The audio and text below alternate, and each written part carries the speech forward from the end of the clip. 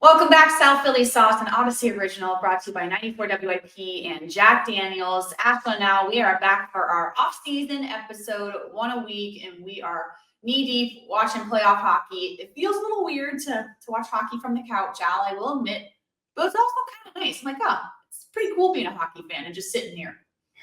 Yeah, but I think when you watch the games, Ashton, I think you realize when John Tortorella said everybody's saying these are like the playoffs, these games late in the season, but they're not. And then you actually watch the playoffs, and you realize, oh my God, they revved it up 500 times. It's twice what you get in the regular season. It's wild. And this is just, the first round's crazy anyway. But I think you see firsthand when Tort says they think that this is like the playoffs. You can fool yourself if you want, but this is not like the playoffs, and it certainly isn't, because it's an absolutely mayhem, virtually every game in the playoffs. It is, and that's John Tortorella speaking from experience, and a lot of guys in that locker room and the media who haven't covered the playoffs in a long time trying to get there and talk about it. But it's also clear, and we'll get to this a little later in the podcast, why the Flyers aren't quite there yet. For example, I was watching the second game of the Panthers and Lightning series and thinking Flyers wouldn't be able to hang in a series like this right now with a difference in talent on the roster. They might be able to squeak out a couple games, but a series, it makes more sense why we heard Torts and Danny Briere continue to say at the end of the season, hey, we're still not there yet. Yeah, they could take a game if the goaltending was really good. That's basically what you're looking for in that situation. So yeah, it's like they would have been first series fodder for somebody. It would have been like maybe the Caps will be okay, but I don't think they stand up to the Rangers, and the Islanders I thought the Islanders are going to be a lot better, having their hands full with Carolina. Mm-hmm. Absolutely. So let's talk about the takeaways from John Tortorella and Danny Briere. They spoke separately at the end of the season, recapping everything. We mentioned my biggest takeaway just now was that the strategy for Danny Briere has not changed. Him saying, I still don't believe that we are a contender. And I think Flyers fans were expecting them to say, we almost made it to the playoffs. That means we're going to make it to the playoffs next season.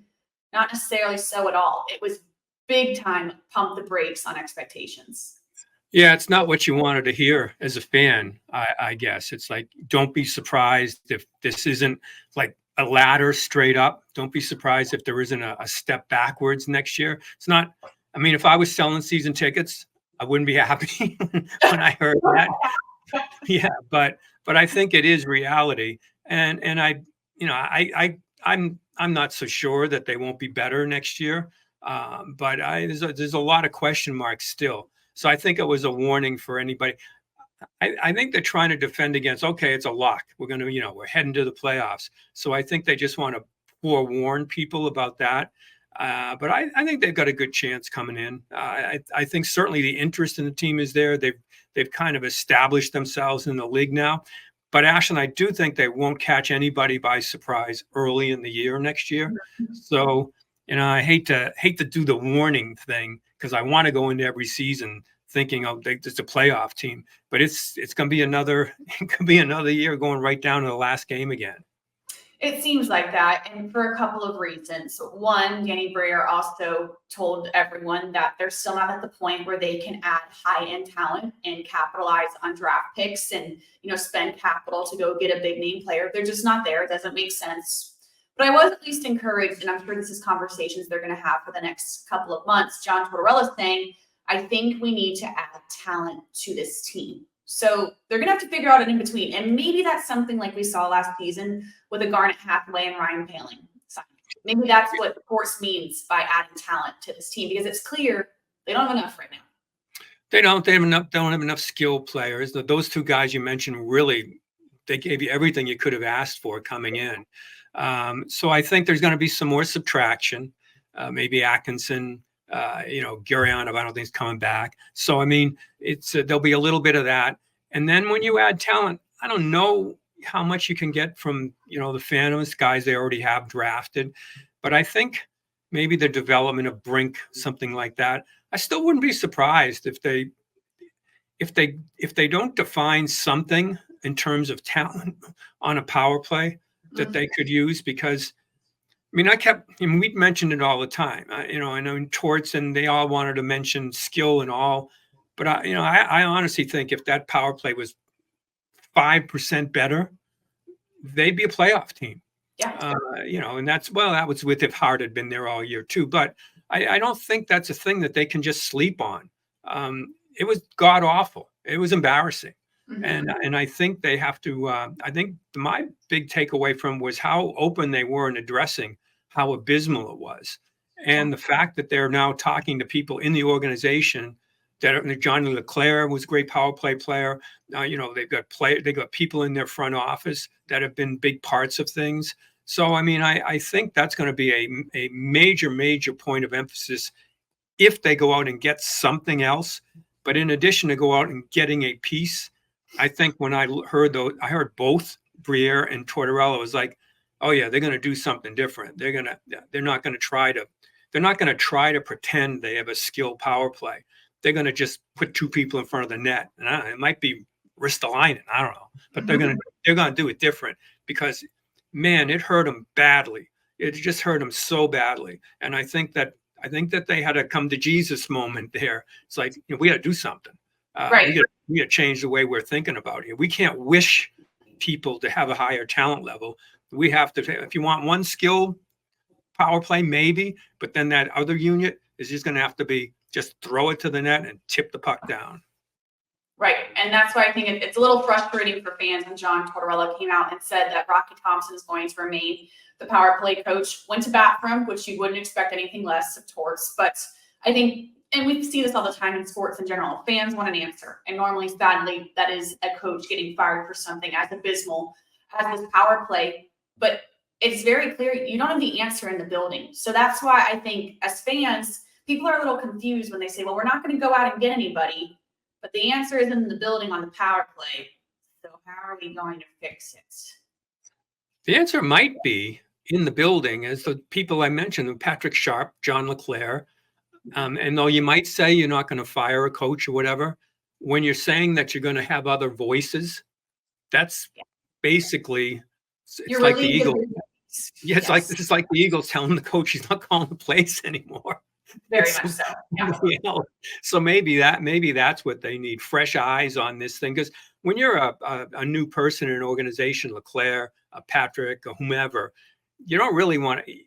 It's very difficult to say, look, the guy that we're dealing with now is doing it wrong. I can do it better. But when you've been there a while and you have a meeting and you all get together, put your heads together, maybe those voices become louder. Mm-hmm.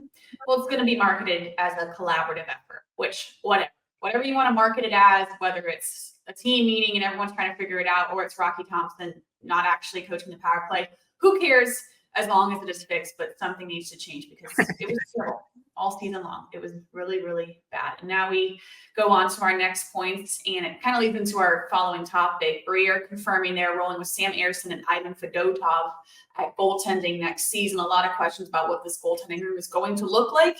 They feel good that they have their answers here, and I think everyone should feel good about this out. Yeah, I think you should. I mean, Ersson plays. I don't know if I'm thrilled if I'm Ersson, if the other guy's getting paid twice as much as me. So I would think another contract might be coming there because they really got a great deal on Ersson last summer. This is all because Hart's situation really threw everything up in the air. And I guess what you learned, Ashlyn, was I guess to get Fedotov to come over, maybe it was a bigger deal than we had thought previously. So I think that that really is going to be their goaltending tandem. And I think it's also going to tell you that they're really strong in goal, in addition to those two people they have in their system. So although they don't have their star in terms of what Hart was supposed to be, I think they've got some pretty good depth there. And the fact that they could give that kind of money to a goaltender that's played one in 4 periods or whatever, it's pretty amazing to me that it's kind of a reward, I guess, for everything he's been through. Yes, and I saw, at least on Twitter, which is never a good place to judge how things are feeling, but an absolute uproar over what Ivan Fedotov was getting paid. Like you said, way more than Sam Ersson, a 2-year contract, $6.5 million. And I don't think it's a coincidence. Right when Fedotov came over, our first press conference with Danny Briere, he already said flat out, hey, we're working on a new contract. So I think you're right where that was the incentive to come over. And it is kind of crazy to think about he's getting paid all this money for barely seeing him. But I think we got to give this guy the benefit of the doubt. He was thrown into an impossible situation. He did not look good in his second game, showed flashes in his first game. There's a reason they brought him over. You have to trust they see something in this guy and hope now with some continuity, being in America, getting used to the equipment, having the full off season, we're going to see a different Fedotov next year. Yeah, I think so. But I also think when you give a guy a contract like that, I think all the people that would give him this is going to be a weird season coming in because the moral victories are gone for the fan base, even though we will tell you they might not be as good. And the goaltender, the moral victory of him coming over and everything he went through, a couple of soft goals, it would all be like, gave him all this money, Kenny. So there's going to be a lot of pressure on him. I don't think there can be any more pressure than what he went through to get here. We still don't know the whole story. And because of this contract, I'm thinking it's even stranger than we think to get him over. I know. I'm like, whatever. Yeah. So, I mean, when we learn, it might be, I don't know how this happened, but I got to think that anybody that would go through that, I wouldn't worry about his mental toughness going into next season. Ain't that the truth? And also for Sam Ersson, I think about the pressure on him. I don't think he could have gone through anything worse last year, and look at the way he played. So I'm really curious to see how a Sam Ersson with a normal offseason, knowing he's going in as the goaltender for this team, I have to imagine that's so much pressure off his chest, but not really because your backup just got paid all this money. No, there's going to be, I mean, you look at the guys coming in with some sort of pressure. It's the goaltenders, the captain, Couturier, after what he went through with Tortorella, the coach, because it would have went, the coach, Tortorella. I mean, nobody really pressed the issue about Couturier at their postseason meeting, but Tortorella wanted to bring it up. And I think he was a little bit upset at the kind of the storyline that he didn't talk to Couturier, but we talked to Couturier. He didn't think he got reasons. Mm-hmm. And I think there was some baggage coming in. Couturier had had an A on his sweater previously, and he didn't have one coming into this season, even when he came back. So I think there's some fence mending to be done there, even if Torts publicly would say, the players have to come to me. I think it's important, Ashlyn, that those two get on that same page somehow. Because I don't think you can have even a perception that your captain and your coach aren't necessarily on the same page. I mean, he's had these run-ins with players previously in Columbus, wherever, with very good players. Mm-hmm. But I think really in this situation, they need they need something before or at the start of next season to say everything's fine, no worries here. We got it all straightened out, and there's not going to be an issue. Yes, it was a distraction. I mean, either side you see, and there's multiple sides to this story. It was no question that when Sean Couturier got benched and that whole thing happened, players were getting asked nonstop in the locker room about it. It was very clear their belief was that Coots should be playing, and they didn't agree with it. So I think the moral of the story is Coots and Torts, they need to go get a beer. They need to talk things through and fix some things because no one wants to deal with this next year. Even the media. It was like, enough. Let's talk about hockey. This is like an episode of Gossip Girls. Yeah, and so I think Couturier will be the one. I think Couturier learned the lesson that for whatever reason, Torts wants people to come into his office and confront him instead of him calling you to the principal's office. He wants you banging on the door. So I guess maybe Couturier, well, even if he doesn't want to, just goes and bangs on the door. Yeah, and it was confusing, the messaging and everything, but we're past that. That's for sure. And now let's talk about the playoffs. It's been awesome to watch. Like we mentioned, I've been paying big attention to the Panthers and the Lightning series. Being a Florida girl, it has been awesome. 2 games. Bob with the save of the century on Tuesday night. I don't know if you saw that game, Al, but the goaltending in this series has been epic. Yeah, Bobrovsky's save is going to be one of those highlight things you'll see on every playoff promo from now till whenever. It was maybe the best one of the best saves I've ever seen. And, the acrobatic, and, you look at everything they've done, and it's great for the state of Florida, especially South Florida. I mean, Tampa's certainly entrenched, but, Florida has had success in the past, way back in the day with the Rats or whatever. But this is really, really important for them to get a rivalry going like this. So it's been terrific, and all of them have been terrific. I mean, I watch it and go like, I'm debating whether Edmonton can just run through everybody from what I've seen of them. And it's been really great stuff going on. Toronto and Boston it's been a war zone there. Advertised, yeah. Rangers have already had issues with the Caps, and Ovechkin's under the gun. And so it's like, it's the first round is, if you're a very good team, the first round is the one you're terrified of, not the finals, not the semifinal. It's that first round, because that's where it's just complete craziness. And the teams are so tight that any mistake, you feel like you win one game, you feel like you're going to win the cup. You lose one period, you feel like you're going to be out in the first round. So it's a high wire act in virtually every series. There really is. And you mentioned Boston, Toronto, that's been as advertised. Avalanche and Winnipeg, they're back to Colorado tied. And I think for Flyers fans, I've seen some stuff where it's frustrating to watch that Capitals and Rangers matchups and see the Capitals losing and think, oh, what if, coulda, shoulda, if the Flyers were in there. To be quite honest, I don't think it would be much different if the Flyers were in that spot. The Rangers against the Rangers, Zibanejad would have had 1,000 goals. Panarin would have had 1,003. I think avoiding that in terms of mental anguish, although you want to be in the playoffs, I think it might have been better for your mental health. Right. And I just don't see the Capitals turning this around. Granted, they've had fight. They've made it very close games, the two games we've seen, but it just seems like they are not able to make it out of the series.